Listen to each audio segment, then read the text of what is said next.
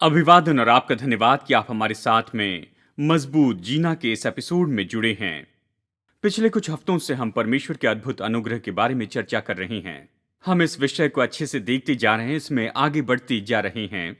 हमने शुरू किया था, हमारे शुरू की एपिसोड में हमने बताया कि प्रभु परमेश्वर ये तो अनुग्रह का परमेश्वर है, और हमने ये भी कहा कि परमेश्वर तो सारे अनुग्रह का परमेश्वर है, असीमित अनुग्रह का प्रभु है। हमने परमेश्वर के अनुग्रह के अलग अलग दृष्टिकोण को देखा, और हमने चर्चा की है परमेश्वर के उद्धार के अनुग्रह के बारे में, और कैसे वो हमारे जीवन में उद्धार लेकर आता है, हमें धर्मी ठहराता है और हमें परमेश्वर के साथ में सही संबंध में लेकर आता है।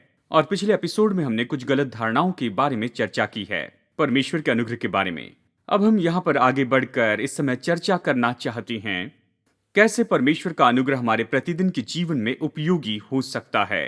हम बताना चाहते हैं प्रभु का अनुग्रह हमारे प्रतिदिन के जीवन में और विश्वासी के नाते हमारे जीवन में हम इस अनुग्रह में कैसे चल सकते हैं, इसका हमारे लिए क्या अर्थ है हमारे प्रतिदिन के जीवन में। ये सच है कि परमेश्वर अनुग्रहकारी परमेश्वर है। वो हम पर अपना अनुग्रह करता है, वो हम पर अपनी कृपा करता है, अलौकिक रूप में हमें सामर्थ्य देता है। और मसीह जो है उसके स्वभाव और उसके चरित्र में तो हमें निश्चय ही बढ़ते चले जाना है। प्रतिदिन के जीवन में इसका हमारे लिए क्या अर्थ है, हम इसे 7 भागों में यहाँ पर विभाजित करेंगे और इसके बारे में हम चर्चा करेंगे। आज के एपिसोड में उनमें से कुछ देखेंगे और आने वाले एपिसोड में इसे हम आगे देखते चले जाएंगे और इसे पूरी तरह से देखेंगे। तो प्रतिदिन के जीवन में प्रभु का अनुग्रह, और पहला दृष्टिकोण जिसे हमें देखना होगा वो ये है कि परमेश्वर का अनुग्रह जो गले लगाता है, परमेश्वर का अनुग्रह जो हमें गले लगाता है। परमेश्वर के अनुग्रह ने सच में हमें गले लगाया है और हमें ऐसी जगह पर लाया है जहां हम धर्मी ठहराए गए हैं और हम परमेश्वर के साथ में सही तरह से खड़े हैं, और हम तो संगी वारिस हैं, मसीह यीशु के और परमेश्वर के वारिस हैं, और हमें प्रभु राज्य के अधिकार के क्षेत्र में लाया गया है और हमें परमेश्वर के पुत्र और पुत्रियां होने के स्तर पर लाया। ये सब अनुग्रह का ही काम है, और ये तो परमेश्वर ने केवल इसीलिए किया है क्योंकि वो हम पर अनुग्रह करना चाहता है, केवल इसीलिए कि वो हम पर कृपा करे। ये इसलिए नहीं कि हम इसके योग्य हैं, इसे कमा सकते हैं या काम कर सकते हैं, लेकिन उसने हमें ये दे दिया है, उसने ये सब कुछ हमारे ऊपर उंडेल दिया है बस इसलिए कि वो परमेश्वर है, वो अनुग्रहकारी परमेश्वर है और वो बहुतायत का अनुग्रह करने वाला परमेश्वर है। चलिए हम कुछ वचनों को देखते हैं जो हमने पहले ही देखे हैं। रोमियो अध्याय 3 वचन 24 बाइबल कहती है कि हम उसके अनुग्रह के द्वारा ही सेंत में धर्मी ठहराए जाते हैं, उस छुटकारे से जो मसीह यीशु में है। हम तो सेंत में धर्मी ठहराए गए हैं उसके अनुग्रह के द्वारा। मतलब परमेश्वर ने हमें क्षमा किया, तैयार किया, हमें क्षमा किया और उसने हमारे सारे पापों को दूर किया। सारी दोष भावना, सारी शर्म, सारे दोष, सारी दंडाज्ञा, सारी आरोप, उसने ये सब कुछ दूर किया और मुफ्त में अपने अनुग्रह के द्वारा इसे किया, उस छुटकारे के द्वारा जो यीशु मसीह में हमारे लिए उपलब्ध है। और रोमियो 5 वचन 1 और 2, अतः जब हम विश्वास से धर्मी ठहरे तो अपने प्रभु यीशु मसीह के द्वारा परमेश्वर के साथ मेल रखें, जिसके द्वारा विश्वास के कारण उस अनुग्रह तक जिसमें हम बने हैं हमारी पहुंच भी हुई, और परमेश्वर की महिमा की आशा पर घमंड करें। तो वो कहता अब हम धर्मी ठहराए गए हैं, यीशु मसीह पर विश्वास करने से हम अनुग्रह की इस जगह पर लाए गए हैं जहां पर हम परमेश्वर के सामने खड़े होते हैं। यानी परमेश्वर ने अपने अनुग्रह में हमें गले लगाया है। ये अनुग्रह जो हमें गले लगाता है, जो कि बड़े प्यार से हमें अपने पास में लाता है, और ऐसा करने के द्वारा उसने हमें धर्मी ठहराया, हमें धर्मी बनाया, और हमें उसने अपने साथ में बिल्कुल सही संबंध में लाया है। और बहुत सी जगह पर हम पढ़ते हैं कि हमारी परमेश्वर के साथ में शांति हो चुकी है, परमेश्वर के साथ में मेल मिलाप हो चुका है, हम परमेश्वर के पास लाए गए हैं, हम उस तक पहुंच सकते हैं विश्वास से। परमेश्वर हमें गले लगाता है और उसके अनुग्रह ने हमें उसके बेटे और बेटियां बनाया है, और हम उसे पिता कह सकते हैं। बाइबल कहती है कि उसने हमें अपने परिवार में गोद लिया है और उसने हमें अपनी पवित्र आत्मा दी है जिससे हम अब्बा पिता पुकारते हैं, और उसने हमें वारिस और संगी वारिस बनाया। उसने हमें वस्त्र दी है राजघराने के और अधिकार के, और इसलिए प्रतिदिन हमें तो निश्चित सचेतता के साथ में जागृति में जीकर अनुभव करना है इस अनुग्रह को जो हमें गले लगाता है, कि ये तो प्रतिदिन की वास्तविकता है कि हर एक दिन हम परमेश्वर के सामने ऐसे खड़े होते हैं, हम उसकी दृष्टि में धर्मी ठहराए जाते हैं, उसके साथ सही संबंध में होते हैं, और हम परमेश्वर के बेटे और बेटियां होते हैं, हम परमेश्वर के वारिस और यीशु मसीह के साथ में संगी वारिस होते हैं। ये अनुग्रह का काम है जो प्रभु ने हमारे लिए किया। प्रतिदिन के जीवन में तो इसका मतलब यह है कि आप और मैं, हम प्रभु की उपस्थिति में आजादी से चल सकते हैं। कोई हिचकिचाहट और कोई रोक टोक न हो, किसी भी तरह से हीनता या दोष भावना या शर्म का कोई महसूसीकरण ना हो। कोई भी विश्वासी तो परमेश्वर की उपस्थिति में आ सकता है किसी भी समय, किसी भी जगह पर। बस प्रभु की ओर देखना है, क्योंकि प्रभु ने हमारे लिए किया है। जब हम जीवन की चुनौती का सामना करते हैं, मुश्किलों का और जीवन के तूफान का सामना करते हैं, और फिर जिन पहाड़ों पर हमें चढ़ते जाना है और चुनौतियों का सामना करते हुए कई बार तराइयों में से जाना पड़ता है, चाहे जीवन में जो भी आए, हम ये जानते हुए उसका सामना कर सकते हैं कि हम परमेश्वर के साथ ऐसा संबंध रख सकते हैं कि हम उसके बेटे और बेटियां हैं। हम राजघराने के, हम परमेश्वर के वारिस हैं। परमेश्वर 100% हमारे लिए है और वो हमारी ओर से है। वो हमारी मदद करेगा, चाहे कुछ भी हो, चाहे संसार कोई भी बातें हमारे ऊपर लेकर आए, चाहे परिस्थितियां हमारे साथ कुछ भी क्यों न करें। और तीसरी बात, क्योंकि हम इस अनुग्रह का अनुभव करते हैं जो हमें गले लगाता है। हम दुष्टात्माओं की सामर्थ्य और दुष्टात्माओं के विरोध का सामना कर सकते हैं, ये जानते हुए कि हम राजघराने के हैं, ये जानते हुए कि हम परमेश्वर के वारिस हैं, मसीह के संगी वारिस हैं, ये जानते हुए कि हम खड़े हैं प्रभु के सामने, अनुग्रह के कारण खड़े हैं, और उसने हमें इस दशा में रखा है कि हम वारिस हो और संगी वारिस हो। हम दुष्टात्माओं की सामर्थ का सामना करते हैं इस महान अधिकार और भरोसे को समझते हुए। अब इस अनुग्रह में चलना जो गले लगाता है, इसका मतलब यह है कि हमें सावधान रहना होगा कि कोई भी चीज प्रभाव न डाले प्रभु के साथ की हमारी संगति पर। पृथ्वी पर के पुत्र और पिता के संबंध के बारे में आप जरा सोचिए।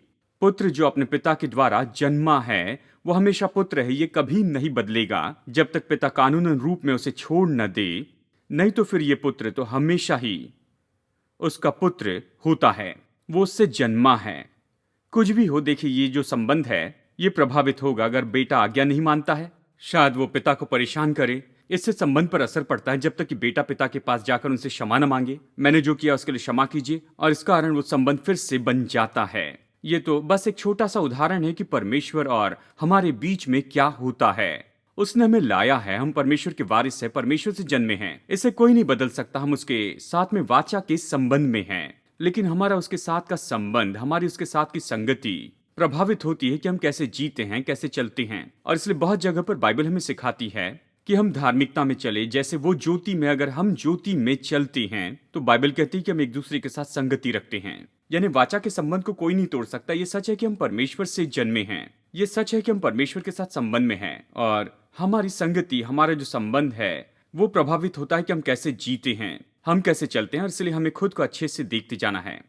हमें पिता के साथ की संगति में चलना है, पुत्र के साथ और पवित्र आत्मा के साथ, बाइबल यही कहती है। अब दूसरा दृष्टिकोण जिसके बारे में मैं बताना चाहता हूँ, अनुग्रह, परमेश्वर का अनुग्रह जो हमारे प्रतिदिन के जीवन में काम करता है, ये भक्तिपूर्ण जीवन जीने के लिए अनुग्रह है। परमेश्वर का अनुग्रह जो हमें गले लगाता है और संबंध में लेकर आता है, परमेश्वर के साथ के वाचा के संबंध में उसके सामने खड़ी रखता है, वही अनुग्रह हमें सामर्थ देता है भक्तिपूर्ण जीवन जीने के लिए। मतलब हम ऐसे संसार में हैं जहां पर हर जगह पाप है, हर तरह की बुराई हमारे आसपास है, और परमेश्वर का अनुग्रह हमें दिया गया है कि हमें सामर्थ्य दे कि भक्तिपूर्ण जीवन जिए। हम इसके बारे में बहुत से वचनों को देखते हैं। चलिए इसमें से मैं आपको अभी कुछ बताता हूँ। जानते हैं, रोमियो अध्याय 5 में यहाँ पर पौलुस लिखता है, वो परमेश्वर के प्रेम के बारे में बताता है। वो बताता है कि मसीह ने क्रूस पर हमारे लिए क्या किया। वो परमेश्वर के अनुग्रह के बारे में कहता है, और फिर बताता है कि कैसे वो अनुग्रह हमें धार्मिकता के लिए दिया गया, इसलिए हम धार्मिकता में खड़े हैं, और हम ये तो सामर्थ्य रूप में परमेश्वर के सामने धर्मी रूप में खड़े हैं। और फिर वहां से वो आगे बढ़ता है, परमेश्वर के अनुग्रह और धार्मिकता के बारे में कहता है। फिर रोमियो अध्याय 5 में, फिर रोमियो अध्याय 6 में पाप के बारे में कहता है। रोमियो की शुरुआत इन वचनों से ये कहते हुए करता है, तो हम क्या कहे, क्या हम पाप करते रहें कि अनुग्रह बहुत हो? कदापि नहीं। हम जब पाप के लिए मर गए तो फिर आगे को उसमें कैसे जीवन बिताएं। यानी परमेश्वर के अनुग्रह के बारे में सत्य को स्थापित करके, और हमें परमेश्वर के अद्भुत अनुग्रह के बारे में सुसमाचार बताता है। और इसने हमारे साथ क्या किया, परमेश्वर के साथ हमें धार्मिकता की जगह पर लाया। फिर वो आगे बढ़कर इस सच्चाई के बारे में बताता है, इस अनुग्रह का अनुभव करने के बाद अभी हम पाप में बने नहीं रह सकते हैं। अनुग्रह पाप करने का लाइसेंस नहीं है। और देखिए, अनुग्रह तो ये वो बहाना नहीं है कि जो कुछ गलत है उसे हम बस ऐसे ही करते जाएं। लेकिन जैसे रोमियो अध्याय 6 में इसे विवरण के साथ बताता है, वो कहता है कि ये परमेश्वर का अनुग्रह है जो सच में हमें सामर्थ देता है कि पाप पर विजयी हो जाएं। वो ये सच्चाई स्थापित करता है कि हम मसीह के साथ मर गए, पुराना मनुष्यत्व मर गया, चला गया, अब हम जीवन की नवीनता के लिए फिर से जी उठे हैं। फिर रोमियो अध्याय 6 वचन 14 और 15 में कहता है, वो कहता है, अब तुम पर पाप की प्रभुता न होगी, क्योंकि तुम व्यवस्था के अधीन नहीं वरन अनुग्रह के अधीन हो। यानी अनुग्रह की अधीनता में होना मतलब ये तो ऐसी जगह पर होना जहां पाप मुझ पर अधिकार नहीं करता, लेकिन मैं पाप से आजाद होकर पाप पर अधिकार कर सकता हूं। वचन 15 तो क्या हुआ? क्या हम इसलिए पाप करें कि हम व्यवस्था के अधीन नहीं वरन अनुग्रह के अधीन हैं? कदापि नहीं। तो वो कहता है, देखो हम अनुग्रह के अधीन है, इसलिए हमें पाप में जीवन नहीं जीना है। क्यों? क्योंकि अनुग्रह में होने से हमें सामर्थ्य मिलती है कि पाप से आजाद होकर चले। और आज के दिन इस प्रोग्राम में मैं हमारे दिल पर यही छाप छोड़ना चाहता हूं कि परमेश्वर का अनुग्रह हमें सामर्थ्य देता है कि हम भक्तिपूर्ण जीवन जिए। तीतुस अध्याय 2 वचन 11 से 14 में पौलुस यहाँ पर लिखता है, वो कहता है, क्योंकि परमेश्वर का वो अनुग्रह प्रकट है जो सब मनुष्यों के उद्धार का कारण है और हमें चेतावनी देता है कि हम अभक्ति और संसार की अभिलाषाओं से मन फेर कर इस युग में संयम और धर्म और भक्ति से जीवन बिताएं और उस धन्य आशा की अर्थात अपने महान परमेश्वर और उद्धारकर्ता यीशु मसीह की महिमा के प्रकट होने की बाट जोहते रहें, जिसने अपने आप को हमारे लिए दे दिया कि हमें हर प्रकार के अधर्म से छुड़ा ले और शुद्ध करके अपने लिए एक ऐसी जाति बना ले जो भले भले कामों में सरगर्म हो। यह अनुग्रह के काम के बारे में कहता है। अनुग्रह का काम क्या करता है? यह हमें ऐसे लोग बनाता है जो कि ये हर एक अधर्म के कामों से छुड़ाए गए हैं। वो हमें ऐसे लोग बनाता है जो सांसारिक अभिलाषा और अभक्ति का इनकार कर सकते हैं। यानी प्रतिदिन हमें ये समझना बहुत जरूरी है कि ये अनुग्रह तो हमारे लिए उपलब्ध है और ये अनुग्रह का सुसमाचार तो हमें दिया गया है कि भक्ति पूर्ण जीवन के लिए हमें सामर्थ्य दे कि हम सारे अभक्ति से हम अपने आप का इनकार करते जाएं और हमें परमेश्वर के अनुग्रह से सामर्थ्य मिलती है कि हम भक्ति में चलते चले जाएं। बहुत से वचन हैं, लेकिन हम इन सभी वचनों को तो नहीं देखेंगे आज के इस प्रोग्राम में। और तीसरा दृष्टिकोण परमेश्वर के अनुग्रह का जो हमारे जीवन में काम करता है, प्रतिदिन काम करता है, ये अनुग्रह है कि हम परीक्षाओं के ऊपर जय पाते जाएं। और निश्चय ही ये तो दूसरा पॉइंट जो हमने अभी कहा है इसके साथ में बहुत ही संबंध रखता है। लेकिन समझ ले कि अनुग्रह तो है जो सामर्थ्य देता है, परमेश्वर की सामर्थ्य, अलौकिक सामर्थ्य देता है हमारे जीवन में कि परीक्षाओं पर जय पाए। जानते हैं इस संसार में जीते हुए हम परीक्षाओं का सामना करेंगे। कोई विश्वासी परीक्षा से नहीं छूटा है, लेकिन बाइबल हमें यह सिखाती है कि ऐसी परीक्षाओं पर जय पाने के लिए परमेश्वर हमें सामर्थ्य देता है अपने अनुग्रह से। चलिए इसे देखते हैं। इब्रानियों अध्याय 2 से कुछ वचन देखेंगे। यहाँ इब्रानियों अध्याय 2, इब्रानियों अध्याय 4 से, इब्रानियों अध्याय 2 वचन 16 से 18 लेखक कहता है, क्योंकि वो तो स्वर्गदूतों को नहीं वरन अब्राहम के वंश को संभालता है। मतलब परमेश्वर सहायता करता है, वो मदद करने के लिए आता है। अब्राहम का वंश हमारे बारे में कहता है जो यीशु पर विश्वास करते हैं। इस कारण उसको चाहिए था कि सब बातों में अपने भाइयों के समान बने, जिससे वो उन बातों में जो परमेश्वर से संबंध रखती है एक दयालु और विश्वास योग्य महायाजक बने, ताकि लोगों के पापों के लिए प्रायश्चित करे। क्योंकि जब उसने परीक्षा की दशा में दुख उठाया तो वो उनकी भी सहायता कर सकता है जिनकी परीक्षा होती है। देखिए यहाँ पर यह कहता है कि यीशु हमारे जैसे एक मनुष्य बन गया, हमारे जैसे बना, हमारे पापों का दाम चुकाने के लिए वो आया। लेकिन पृथ्वी पर यह जीवन जीते हुए उसकी परीक्षा हुई। वो जानता है कि परीक्षा होना क्या होता है। तो आज एक विश्वास योग्य महायाजक के नाते वो क्या करता है? वो मदद के लिए आता है, वो सहायता के लिए आता है। वो आता है कि हमें बल दे, हम लोग जिनकी परीक्षा होती है।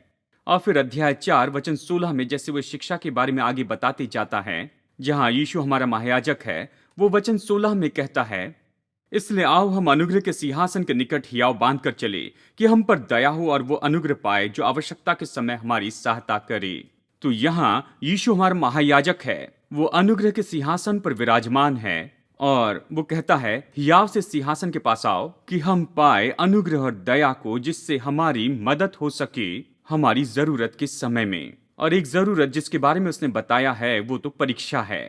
और ये ऐसा है कि हम परीक्षा का सामना करते हैं। मसीह ने उसका सामना किया, जानता है वो क्या है? वो हमारी कमजोरियों को जानता है और वो कहता है कि हियाव से आओ कि दया और अनुग्रह पाओ, कि तुम सामर्थ पाओ तुम्हारी परीक्षा के समय में। तो इसे समझ ले कि प्रतिदिन हमारे पास इस अनुग्रह तक पहुंच होती है जो हमें सामर्थ देती है। हमें क्या करना है? परमेश्वर से अनुग्रह मांगना है। कहें, प्रभु, मैं अपने जीवन में इन बातों का सामना करता हूं, मुझ पर अनुग्रह कर कि मैं जयवंत हो जाऊं। जब आप कहते हैं अनुग्रह कर, मतलब मदद कर, सहायता कर, मुझे अपनी सामर्थ्य दे, मुझे अपना बल दे कि जयवंत हो जाऊं। प्रभु, मेरे जीवन पर अनुग्रह कर, मेरा जीवन अपने अनुग्रह से भर। जय पाने के लिए मुझे अनुग्रह दे प्रभु। और ये हमारे लिए उपलब्ध है प्रतिदिन के जीवन में। आखिरी बात पर हम चर्चा करेंगे खत्म करने के पहले।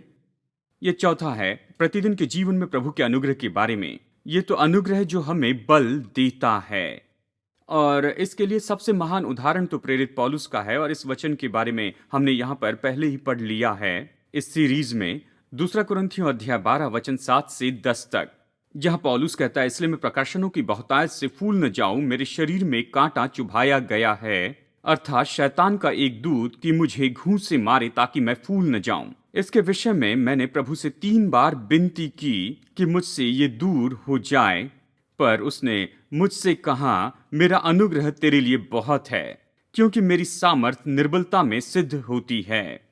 इसलिए मैं बड़े आनंद से अपनी निर्बलताओं पर घमंड करूंगा कि मसीह की सामर्थ मुझ पर छाया करती रहे। इस कारण मैं मसीह के लिए निर्बलताओं में और निंदाओं में और दरिद्रता में और उपद्रवों में और संकट में प्रसन्न हूं, क्योंकि जब मैं निर्बल होता हूं तभी बलवान होता हूं। तो पौलुस ये कहता है कि उसकी यात्रा में, उसकी सेवकाई के समय में, जहां पर वो हमेशा इस तरह विरोध का अनुभव कर रहा था, दूत के द्वारा या शैतान की सामर्थ के द्वारा, शैतान के दूत के द्वारा, जो हमेशा उसके विरुद्ध में आता था और हर तरह की रुकावटें वो लेकर आता था, उसके जीवन और सेवकाई के लिए चुनौती लाता था। पौलुस ने इसके लिए प्रार्थना की, कहा कि प्रभु, क्या तू मुझसे इसे दूर कर सकता है? और पौलुस के लिए प्रभु का प्रत्युत्तर था, ये नहीं कि मैं शैतान को दूर कर दूंगा, लेकिन उसने कहा, मेरा अनुग्रह तुम्हारे लिए काफी है। उसने कहा, पौलुस, इतना ज्यादा अनुग्रह है, मैं तुम्हें इतनी ज्यादा सामर्थ्य दे सकता हूं कि जब तुम कमजोर महसूस करते हो, तुम सच में बलवान हो। यही तो वो समय है जहां पर मेरा अनुग्रह तुम्हारी कमजोरी में प्रभावी होता है। अगर तुम अच्छा महसूस करते हो, ये मेरा अनुग्रह है जो तुम्हें बल देता है, जो तुम्हें बलवान बनाता है, और तुम जयवंत हो सकते हो, तुम जय पा सकते हो, आगे बढ़ सकते हो, और इससे आगे बढ़ सकते हो इन सारी रुकावटों से जो शत्रु तुम्हारे विरुद्ध में लाता है। तो हमने उस अनुग्रह के बारे में सीखा जो हमें बल देता है। हम जिन चुनौतियों का सामना करते, शायद वो बिल्कुल वैसे न हो जिसका सामना पौलुस ने किया। उसके पास अलग सेवकाई थी, लेकिन सच यह है कि प्रतिदिन के जीवन में हम चुनौती का सामना करते हैं। शायद शत्रु हमारे सामने कुछ लाए या खुद उन चुनौतियों को लेकर आए, लेकिन यही अनुग्रह हमारे लिए उपलब्ध है। हम कहते हैं, प्रभु, मुझे अनुग्रह दे कि जय पाऊं। प्रभु, मुझे अनुग्रह दे जो मुझे बल देता जाएगा कि मैं इन बातों से आगे बढ़ूं। और ये अनुग्रह उपलब्ध है कि हमें बल दे, यानी जब हम कमजोर महसूस करते हैं, उसका अनुग्रह अपना बल साबित करता है हमारे जीवन में। और प्रेरित पौलुस जैसे हम भी कह सकते हैं कि उसका बल हमारी कमजोरी में सिद्ध होता जाता है, और हम खुश हो सकते हैं सबसे कमजोरी के समय में भी। हम जानेंगे ये पल है जहां उसका अनुग्रह हमारे जीवन में काम करता है। अब प्रोग्राम खत्म करने के पहले हम एक साथ प्रार्थना करेंगे। हमने प्रतिदिन के जीवन में परमेश्वर के अनुग्रह के 4 दृष्टिकोण देखे। अनुग्रह जो हमें गले लगाता है, और ऐसा अनुग्रह जो भक्तिपूर्ण जीवन के लिए हमें सामर्थ्य देता है, अनुग्रह जो परीक्षा पर जय पाने के लिए मदद करता है, और अनुग्रह जो हमें बल देता है हमारा जब विरोध होता है और शैतान के हर तरह के विरोध के कामों में। यह अनुग्रह हम सबके लिए उपलब्ध है। हम एक साथ प्रार्थना करेंगे। मैं चाहता हूं कि प्रार्थना करूं, प्रभु से मांगो अनुग्रह, और ज्यादा अनुग्रह कि ये आप पर खोला जाए। जैसे हम प्रार्थना करते हैं, पिता, हम अपने दिल को जोड़ते हैं और यीशु मसीह के नाम में प्रार्थना करते हैं कि और ज्यादा अनुग्रह खोला जाए हर एक व्यक्ति के लिए जो ये प्रोग्राम देख रहा है। और मैं ये कहता हूं कि इन पर अनुग्रह हो, और ज्यादा अनुग्रह हो, उसका और ज्यादा अनुग्रह इन पर उंडेला जाए कि ये उसके ज्ञान में चलती जाए। ये अनुग्रह जो हमें गले लगाता है, और इस अनुग्रह का अनुभव करें जो हमें भक्तिपूर्ण जीवन के लिए बल देता है कि परीक्षाओं पर हम जय पाए, और हमें बल देता है कि इन सारी बातों में से हम आगे बढ़ते चले जाएं। प्रभु, मैं खोलता हूँ, प्रार्थना करता हूँ, मैं ज्यादा अनुग्रह खोलता हूँ हर एक व्यक्ति पर। धन्यवाद प्रभु, यीशु के नाम में हम प्रार्थना करते हैं। आमीन और आमीन। आज के प्रोग्राम में हमारे साथ जुड़ने के लिए बहुत बहुत धन्यवाद। अगली बार मुलाकात होने तक याद रखिए, जियो जिंदगी यीशु जैसी।